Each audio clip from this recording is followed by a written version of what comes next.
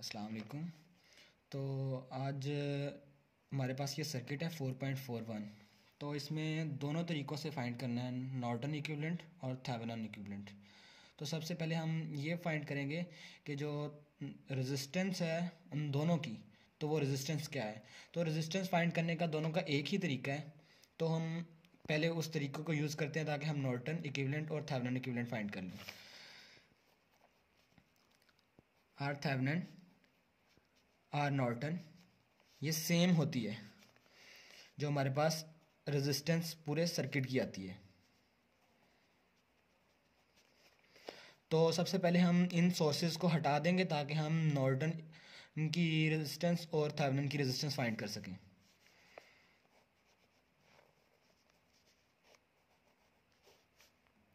तो हमारे पास ये हमने सर्किट पूरा सॉल्व किया है, जो कि हमने सोर्सेज को हटा दिया ताकि हम नॉर्टन रेजिस्टेंस और थेवेनिन रेजिस्टेंस फाइंड कर सकें। तो ये दोनों सीरीज़ में हैं, तो जब सीरीज़ में होते हैं तो हम रेजिस्टेंस को ऐड कर लेते हैं। तो जब हमने ऐड किया तो हमारे पास रेजिस्टेंस शॉर्ट करके यहाँ पे ऐसे आ गया है। तो जब दो रेजिस्टेंस आपस में पैरेलल होती हैं तो हम R1 multiply by R2 divided by R1 plus R2, इसके तहत हम फिर इक्विवेलेंट रेजिस्टेंस फाइंड करते हैं। तो इक्विवेलेंट रेजिस्टेंस ऐसे फाइंड की तो हमारे पास 4 ओम आ गई, जो कि R Norton is equal to R Thevenin दोनों के बराबर है, जो 4 ओम रेजिस्टेंस आई है हमारे पास। तो हमारे पास ये सर्किट है, इसमें हम वी थेवेनिन पहले फाइंड करेंगे, उसके बाद हम वी नॉर्टन फाइंड करेंगे, सॉरी आई नॉर्टन फाइंड करेंगे। तो सबसे पहले हम क्या करेंगे जी, हमारे पास हमने इन पर अप्लाई करने हैं मेथड्स। हम नोडल एनालिसिस भी कर सकते हैं, हम सोर्स ट्रांसफॉर्मेशन भी कर सकते हैं, हम कोई सी भी मेथड कर सकते हैं, लेकिन मैं यहाँ सोर्स ट्रांसफॉर्मेशन करूँगा। सोर्स ट्रांसफॉर्मेशन में जब हम करते हैं तो हमने करंट को वोल्टेज में चेंज करना है और जो इसके अक्रॉस रजिस्टर होता है हम उनको सीरीज़ में ले जाते हैं।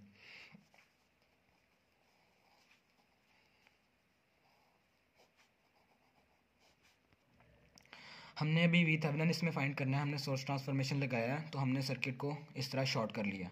उसके बाद वी थेवेनिन हमारे पास जहाँ सबसे ज़्यादा पोटेंशियल होता है वहाँ ही वी थेवेनिन होता है, मतलब कि वहीं वोल्टेज हमारे पास सबसे ज़्यादा होता है। तो हमने वी थेवेनिन फाइंड करना है, यहाँ सबसे मिनिमम वोल्टेज पोटेंशियल है और यहाँ सबसे हायर पोटेंशियल है। तो हमारे पास यहाँ वी थेवेनिन जो इस नोड पे आएगा वो वी थेवेनिन हमारे पास होगा। तो सारी बात है, इन सब का जो हमारे पास नोड है वो सेम है, तो हम वी थेवेनिन इसको यहाँ वी थेवेनिन रख लेंगे। वी थेवेनिन फाइंड कर लिया। अब हम वी थेवेनिन पे केसीएल लगाएंगे ताकि जो हमारे पास करंट पास कर रहे हैं और यहाँ पे हमारे पास दो वोल्टेजेस हैं। पहले हम इसको सर्किट को शॉर्ट करेंगे, हमारे पास ये वोल्टेजेस दो सोर्स आ रहे हैं तो इनको ऐड करेंगे, और ये हमारे पास दो रेजिस्टेंस भी आ रही हैं तो हम इनको भी ऐड करेंगे। तो हमारे पास ये 20 वोल्ट सोर्स आ जाता है और 20 ही हमारे पास रेजिस्टेंस आ जाती है। तो अब हमारे पास शॉर्ट सर्किट आ गया है, तो अब हम इस पर नोडल एनालिसिस लगाएंगे ताकि हम वी थेवेनिन फाइंड कर सकें। तो हम नोडल एनालिसिस लगाएंगे। वी थेवेनिन करंट इधर को फ्लो कर रहा है और एक करंट इधर को फ्लो कर रहा है। हम नोडल जो हमारे पास नोड है उसमें से करंट फ्लो कर रहे हैं सारे। तो जो हमारे पास एक करंट फ्लो कर रहा है इधर की तरफ, तो हम करेंगे वी थेवेनिन -20 वोल्टेज और डिवाइडेड बाय 20 रेजिस्टेंस।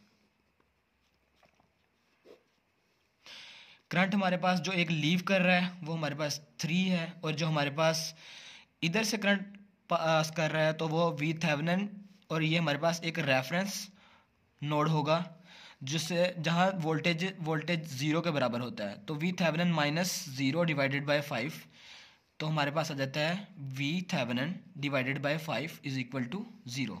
तो हम अब एलसीएम लेंगे, तो एलसीएम हमारे पास आ जाता है 20 के बराबर आता है वी थेवेनिन -20, और ये हमारे पास इधर इसका 1 था तो हमारे पास यहाँ 60 आ जाएगा।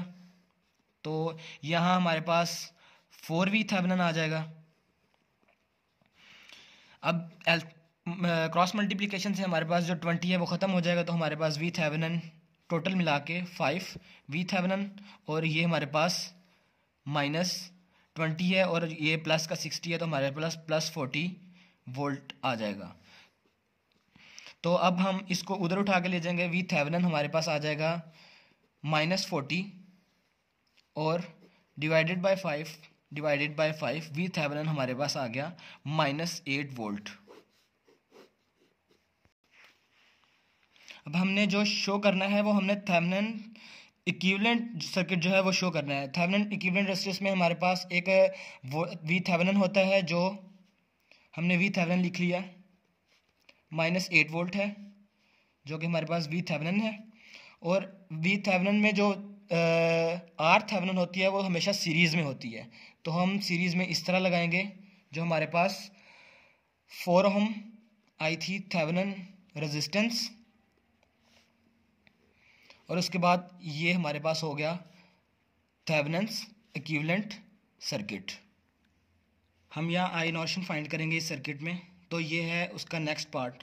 ये सर्किट दो हिस्सों में डिवाइड था, एक में हमने वी थेवेनिन फाइंड करना था, थेवेनिन्स इक्विवेलेंट सर्किट फाइंड करना था, और दूसरे में नॉर्टन इक्विवेलेंट सर्किट फाइंड करना था।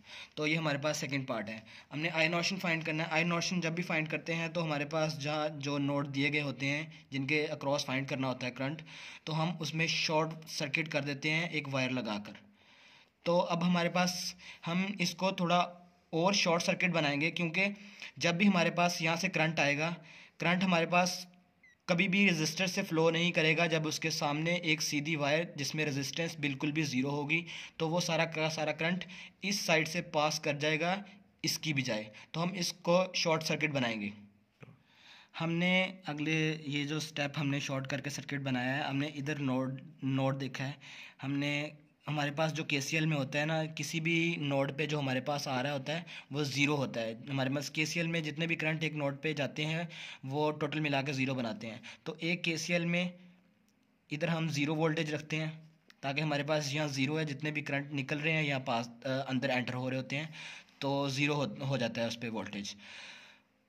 तो ज़ीरो वोल्टेज इसलिए होता है क्योंकि उसमें टोटल करंट होता है वो ज़ीरो के बराबर होता है। जब भी करंट रेजिस्टेंस से मल्टीप्लाई होता है तो वो ज़ीरो को कर देता है, जिसकी वजह से वोल्टेज भी वहाँ ज़ीरो आ जाता है। तो हम अब यहाँ सुपर सोर्स ट्रांसफॉर्मेशन लगाएंगे, जैसे हमने वी थेवेनिन फाइंड करते हुए लगाया था। तो अब हमने इसको सोर्स ट्रांसफॉर्मेशन लगाई है। सोर्स ट्रांसफॉर्मेशन के जब हमने एक को ट्रांसफॉर्म किया तो हमारे पास 6 वोल्टेज आया है।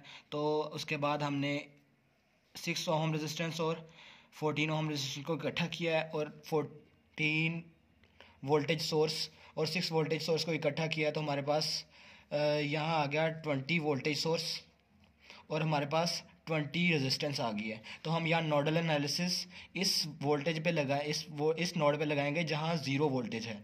तो हम एक करंट इधर को पास कर रहा है, एक इधर को पास कर रहा है, और एक इधर को पास कर रहा है। तो हम जो नोडल एनालिसिस लगाएंगे तो हमारे पास ये करंट है 0 - 20 डिवाइडेड बाई 20, 0 - 20 डिवाइडेड बाई 20, ये भी निकल रहा है। प्लस कर लेंगे क्योंकि जो लीव कर रहे होते हैं वो एज ए हम पॉजिटिव भी ले सकते हैं, और जो एंटर हो रहे होते हैं एज ए नेगेटिव भी ले सकते हैं यहाँ, लेकिन सारे के सारे लीव कर रहे हैं तो हम सारे को पॉजिटिव ही ले लेंगे। 3 एम्पेयर इधर से जो पास कर रहा है हम, वो करंट आई नॉर्टन है जिसको हमने फाइंड करना है। तो हम इसको ऐसे का ऐसे ही रख लेंगे, आई नॉर्टन इज इक्वल टू 0। तो जब हमारे पास ये 20 एक दूसरे से कैंसिल, हमारे पास 1 माइनस का एम्पेयर हो जाएगा, प्लस 3 एम्पेयर हो जाएगा, और हमारे पास प्लस ये नॉर्टन आ जाएगा 0। तो हमारे पास जब ये करंट हो जाएगा 2 ampere plus I Norton is equal to 0। जब ये करंट इधर जाएगा तो हमारे पास ये नेगेटिव का हो जाएगा, तो हमारे पास जो नॉर्टन आ जाएगा वो -2 एम्पेयर आ जाएगा।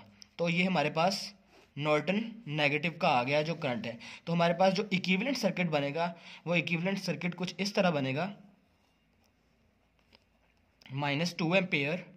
जो जब भी हम नॉर्टन की बात करते हैं तो नॉर्टन में जो रेजिस्टेंस होती है वो हमेशा पैरेलल में लिखी जाती है। तो पैरेलल में जो हमारे पास हमने सबसे पहले रेजिस्टेंस फाइंड की थी वो हमारे पास 4 ओम थी, तो ये हमारे पास इक्विवेलेंट सर्किट बन गया। ये हमारे पास इक्विवेलेंट सर्किट बन गया, और यहाँ हमारी जो प्रॉब्लम नंबर 4.41 है वो ख़त्म हो जाती है।